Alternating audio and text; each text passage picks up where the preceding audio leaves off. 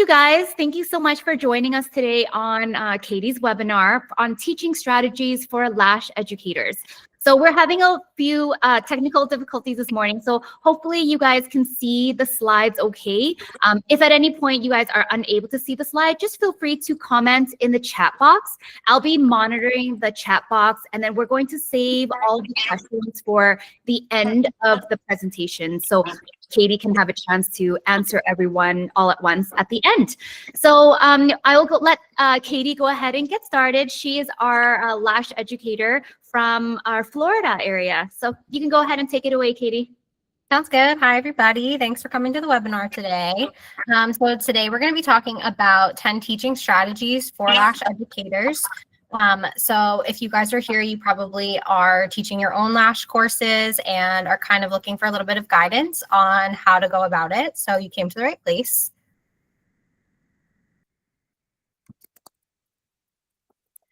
So what's on the agenda today, we are going to be talking about strategies to use when teaching lash extensions to beginners. So basically when starting out teaching, it's very different from, your typical day as an actual lash artist. So we're going to kind of talk about that transition, different ways that you can kind of connect with your students and ways to stay involved with them beyond the classroom, because as we all know, getting your certification in lashes and then transitioning into, actually doing them, you need a lot of support. And then we're also going to talk about techniques for keeping the class engaged and building trust. So during this webinar, if you guys have any questions or if you want to share your biggest struggles, like Tammy said, just type them in the chat box. And then at the very end, we'll kind of touch on those. And I apologize for the technical difficulties, so just bear with me. It's like not moving. Oh, there you go. It skipped a whole slide. So this is just a little bit about me. So my name is Katie, whatever you'd like to call me. I got my aesthetics license in 2018. This is when I learned how to do lashes. It was kind of getting popular in my area at this point, but not very many people were doing it. The class that was offered to me during that time was a 3-hour course. We didn't really get a lot of information. It was pretty much an hour of theory and 2 hours of practice. And then they were like, all right, here's your certification and you're on your way. So obviously that didn't give me a lot of confidence going into the industry. I didn't really know what I was doing. And the first few clients that I took were very overwhelming for me. So later down the line, when I got the opportunity to get more education and, get more involved with it, I really started to gain that confidence, and I really wanted to make sure that nobody else ever had to experience what I went through, because it almost took me out of doing lashes altogether. I just didn't feel like I knew enough. So being an educator is a big passion of mine, because I like to make sure that I am teaching people how to do things the proper way and also giving them that support so that they never feel the way that I felt.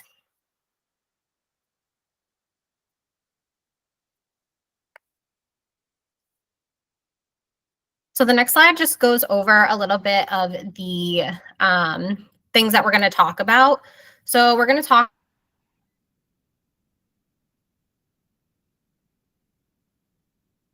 about setting, and then we're going to talk about your online access, product knowledge, class structure, staying engaged in class, getting feedback to better your future classes, taking pictures, and showing support beyond the classroom.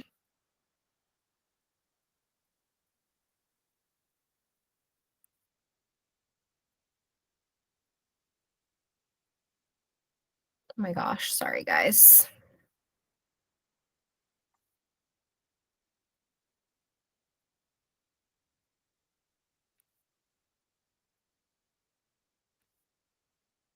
It skipped a whole slide again.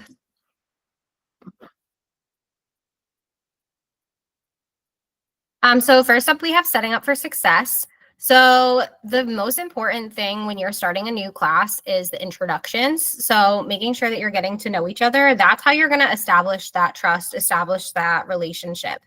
The next thing is going to be your icebreakers. So I always found that when teaching a class, especially if I have quite a few students in the class, doing icebreakers and kind of getting to know each other a little bit helps a lot. I would always start the class off by telling them about me, just like I did here today, and just kind of sharing my struggles in the industry because they can connect with that, they can relate to it, and it's going to kind of build that little bit of trust before you even get started. I also really like to make sure that everybody has name tags because I know I personally can never remember names. After like the first day or two, I'm usually good, but it's really important to remember people's names. It makes them feel a little bit more comfortable.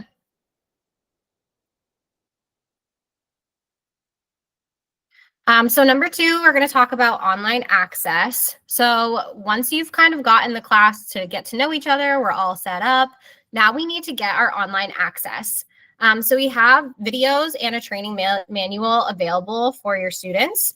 So I always like to make sure that the students are watching that video before we even start class. If they can get all of their videos done, then by the time they come in, they should have all kinds of questions rolling for you so you can really dive in and get deeper into it.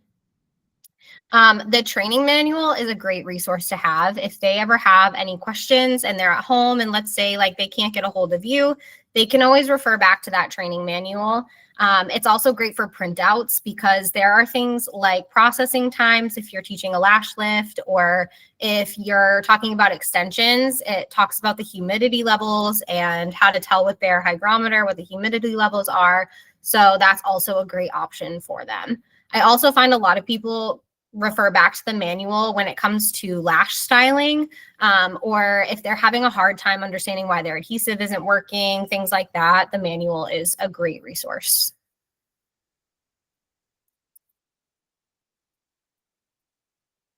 So number three is going to be your product knowledge. So now that they have, gone and watched all these videos and read the manual, now they have all of these questions. They're all excited and they want to get into their kit.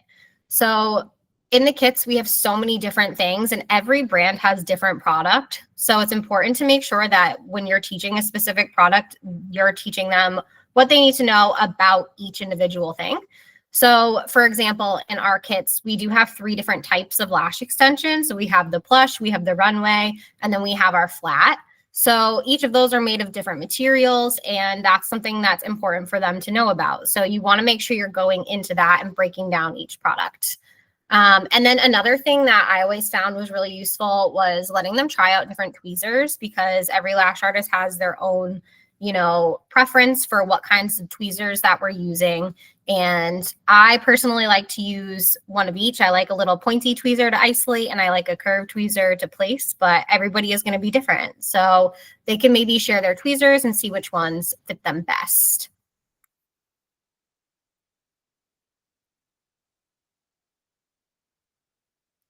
So next we have our class structure. So this is going to be kind of important as far as just kind of keeping organized. And this helps when students are like, oh, I might have to miss this day. So I don't know what I'm going to be missing. But if you create an itinerary, they already know exactly what they need to focus in on before they come in. So creating an itinerary and doing your best to stick to the plan.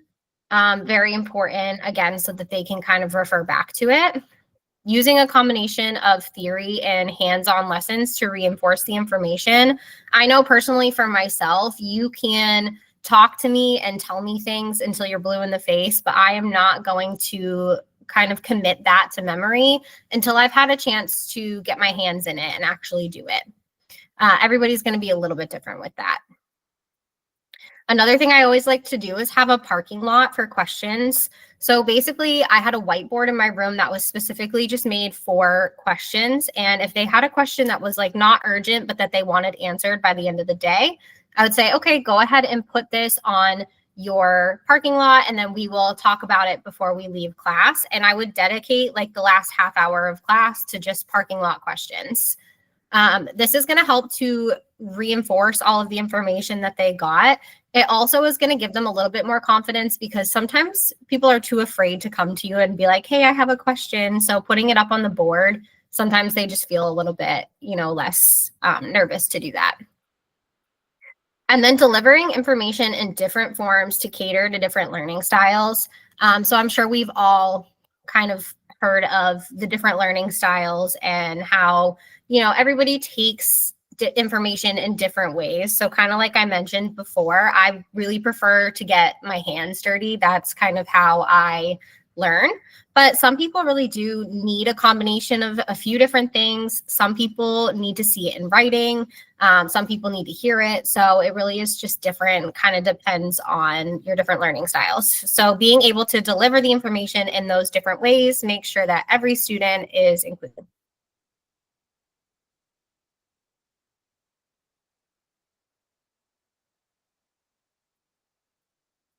So next we have staying engaged. We're going to set a stretch timer. The stretch timer is really mainly just for us to get up. Even right now, I can see myself kind of slouching and I can feel it. I'm like, wow, my back is killing me. So make sure that you set a little timer, maybe every like 30 minutes or so. Just remind them, like stretch your arms, maybe look away and let your eyes kind of readjust so that you don't end up with a headache. This goes for working on mannequins and on people. And then create scenario cards for practicing on mannequins. This was something that I personally really liked to do with my class because we would have a lot of students who, couldn't work on actual people. They didn't have models to come in to work on. So I would give them a little scenario card and I would say, this is what their natural lashes look like, and this is what they're asking for, and this is what their eye shape is. And then I would have them kind of solve the scenario and then perform that on their mannequin head. That gives them that kind of real life practice without having to bring a client in. And that was super useful in a lot of my classes. Sharing photos of work they're proud of and discussing the process. A lot of times, like when they know that they're going to get to share their work, they get really excited. So that's a great way to keep them engaged. And then also just playing educational games. So something like Kahoot, if you've never heard of Kahoot, it's kind of like an online game where you can create a quiz and then they all have to like scan a QR code and are basically competing to get the answers. I use that a lot in class. It was great for studying for their test. But also Jeopardy is a great one. Again, just kind of reinforcing all of that information so that it sticks in their brain. And offering prizes as incentive for participation. So doing classic lashes especially can be a little bit dry, and learning how to do classic lashes can be really overwhelming and overstimulating. So kind of doing something to defer their attention for a little bit and kind of refresh their brains.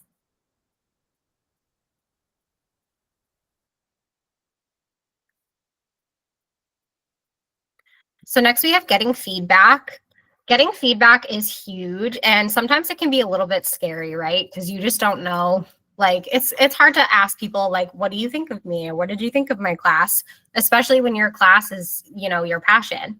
But it's so important to get feedback from your students because then you can learn what it is that you were doing that they found super, super helpful. And then things that you maybe were doing that they were not so sure about or that maybe you could improve on. It's never a negative. It's always going to be a positive if you are just kind of building. And then keeping the forms anonymous is going to be the best way to get your true responses. And we'll talk about this a little bit at the end too, because you guys are going to have the opportunity to give us some feedback on our webinars. So we'll kind of get to that at the end. But making sure that you are getting that feedback and kind of using that feedback to improve and always getting better.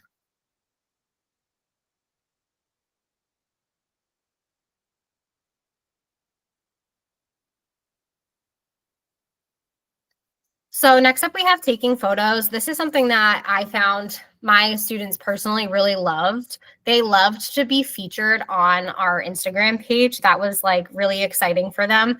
So we kind of made that. We would combine this with keeping them engaged. This was kind of their prize. So they would do, a Kahoot, and whoever won the Kahoot could get their work featured on the Instagram page. So they all thought that was really great. So taking photos of their work is super important. It's also great because when they go to submit for certification, they are going to have to submit photos of their work. So teaching them how to take the proper photos is a really great idea. But also keeping up with social media in general is going to be huge for their career. It's so hard in this industry to not have social media.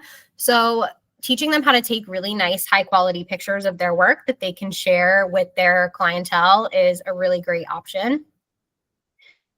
So it'll be content for their social media, but it's also going to help them document on their journey.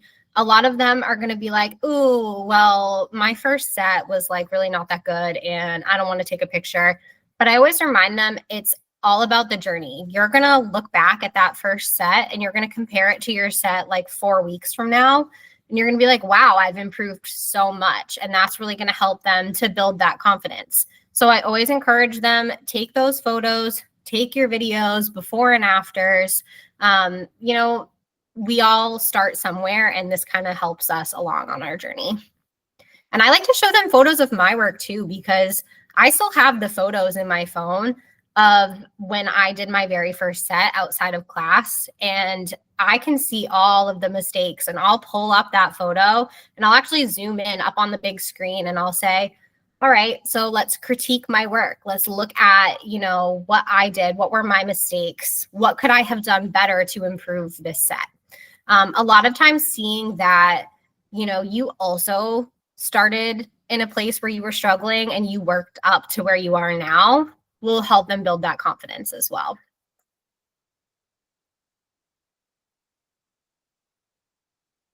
So next up is going to be showing your support. So a huge thing that I think is super useful is hosting tiered learning opportunities.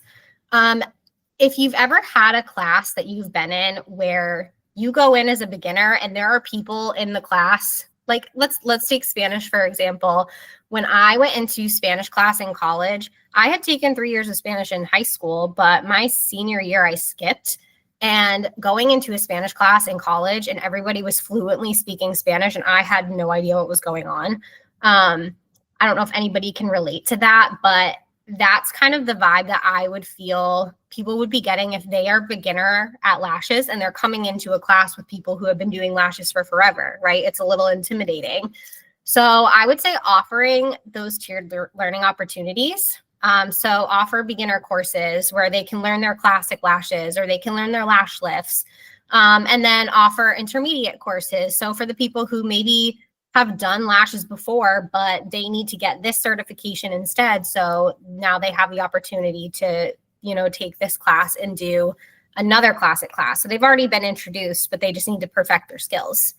And then you can offer advanced classes. So for things like volumes and hybrids and different things like that. So that's going to allow also for the people who do have lots of experience to not have to be held back being stuck in a beginner class. And then also offering mini sessions to kind of fine tune those skills, especially things such as isolation techniques and lash styling. I find that my students that have graduated, the number one thing that I am getting questions on all the time is lash styling. So they will reach back out and they'll be like, hey, I forget, you know, what the lash map is for a cat eye, or my client wants a cat eye, but they don't really have the eye shape for it. What can I do instead? So kind of giving them the opportunity to take an extra class and get that extended learning opportunity can be a really great option.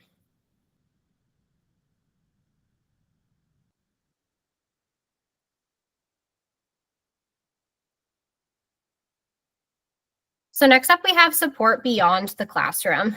So like I kind of said at the beginning of the presentation, I know that for me, when I got out of my class, I couldn't even tell you the name of my instructor from that class. I was never given a card or any contact information. So when I got out of that class, it was really just like, all right, here you go, and you're certified. I had no idea what I was doing and I was so stressed out, and I didn't really know anybody else that was doing lashes at the time either, other than the 2 people that took the class with me who also didn't know what they were doing. So in that kind of situation, it can make it really hard to actually pursue a career in the field if you don't have that support, have that backup. So finding a way for everybody to stay in touch is really, really great way to kind of show your support beyond the classroom. One way you can do that is by creating a Facebook group for students who have graduated. So we actually have one for Sugar Lash as well. If you're a part of the Academy School and we come out and do a training, you can be on a Facebook page where you can ask us questions.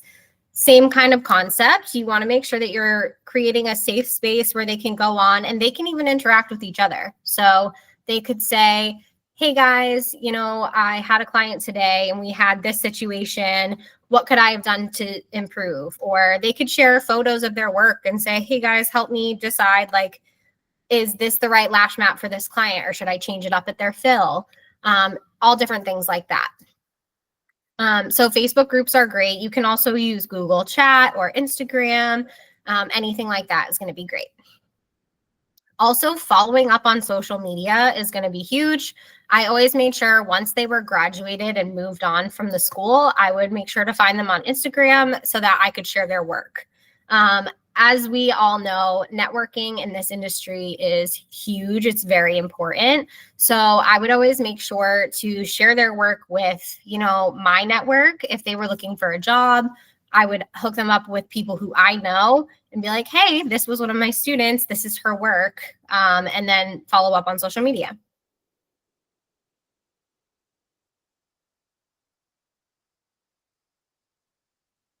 And then the last one we'll talk about is continuing your education. So I always have said that education is what makes this industry go round. If you're not continuing to educate yourself and continuing to learn the new techniques and, the new styles and things like that, then you're really going to fall behind. And when you're being an educator, the most important thing is making sure that you are sharing the most current information with them. So continuing your education is going to kind of improve your knowledge, your expertise. It's going to make you more of a trusted person for them. They're going to feel like you are more qualified to be teaching them these things, and they're going to want to know more. And it goes for them too when they graduate. They should always be extending their education, always learning new things. This industry is forever changing. So before we wrap up and go to questions, I want to talk about just some other courses that we offer. And this kind of ties into our tiered learning. Lash lifts are a great course to offer. They're great for people who can't get lash extensions at all, but they still want that little bit of an extra pop. And lash lifts are a great moneymaker in this industry. They're very, very popular. Probably personally my number one service that I get to do. So if they just need something to kind of be that filler service, or if they want something they can offer to their clients who have an allergy to lash extensions, or maybe don't want to pay for the upkeep of lash extensions, lash lifts are going to be great. And you can also kind of combine lash lifts with classic lashes with the glam lift. So we do have a webinar for that as well on our YouTube page. So make sure you go check that out. And then we also have the hybrid and volume course. This one is going to teach you how to make fans. It's going to teach you, how to distribute the weight and how to style. So this is going to be a really great option for your students that are looking for a little bit more advanced education. They already know how to do classics, but they want to offer their clients more.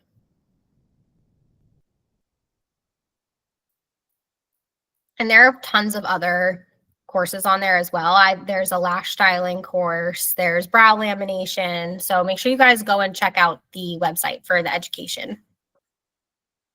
So again, before we start asking questions, I do also want to just mention that you should go and follow us on Instagram and on YouTube. All of our webinars are going to be posted on the YouTube channel. So we've done probably 5 or 6 webinars already in the past, and those are already actually posted on the YouTube page. And then on the Instagram, you can kind of see all of the different products, and we have lots of really great content over there. So make sure that you go check that out. For upcoming webinars, we do have quite a few already planned out for the year. So make sure you check out the website to see them. But the most current ones that are coming up on November 13th, we have Leah doing the Feathered Mega Volume Masterclass. I'm personally very excited for this one. I'm very curious to see like what this entails.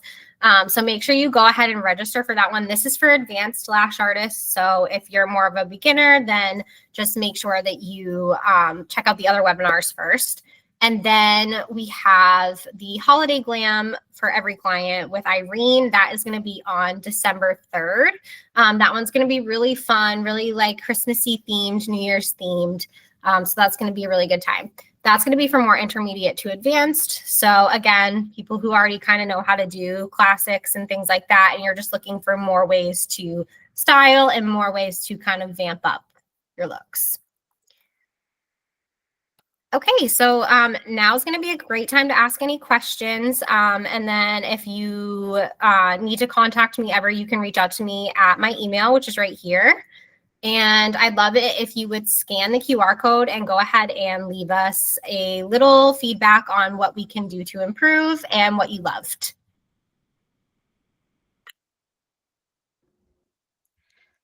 Awesome. Thank you so much, Katie. If anyone has any questions for Katie, you can feel free to type your questions in the chat box.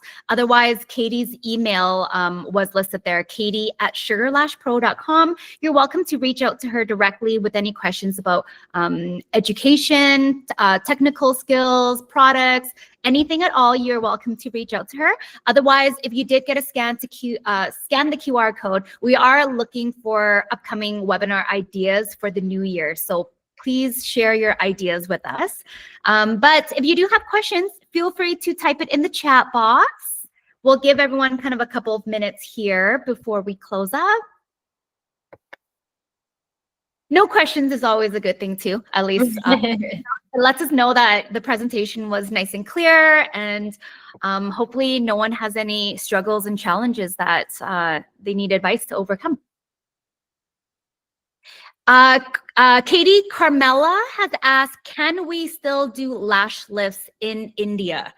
Okay, so Carmela, that's actually a state question. You'll probably have to ask your school, just because we actually are, well, I'm located in Canada, Katie is located in Florida. So I know that regulations are completely different from state to state. So if Carmela, you can ask your school in regards to if you could do lash lifts in Indiana for aesthetics. And Katie, can you pull up are you able to pull up your QR code again? You had exited too fast. Susanna didn't get a chance to scan it. Sorry about that. It is coming up. Susanna, any questions for the not so tech savvy people? That for teaching strategies, I'm assuming that it's related to. Yeah, so like I said, the one where I used the whiteboard for parking lot questions is a great one. Doesn't require really anything. And then also, sorry, I was going to see if I can make this bigger for you. Yeah, I think that should be able to scan. Yeah, let me know if you can scan that. So the whiteboard parking lot, the scenarios for the mannequin heads, that one doesn't really take much. So another thing that I would do, a lot of times the students have a really hard time like grasping how to pick what extensions to use, right? Like what's going to be too heavy for her lashes or what's going to be, the right choice. So I would use my whiteboard actually. And I would just put, so this is her eye shape, this is her eye set, this is her eye plane, this is what her natural lashes look like, and this is what she's asking for. And I would give them the whiteboard marker and I would say, okay, so tell me what length of extensions are you going to use? What style of extensions are you going to use? What diameter? Draw me a lash map. So I would kind of make them think about it that way. And that was a really great way for them to kind of pick up on the information.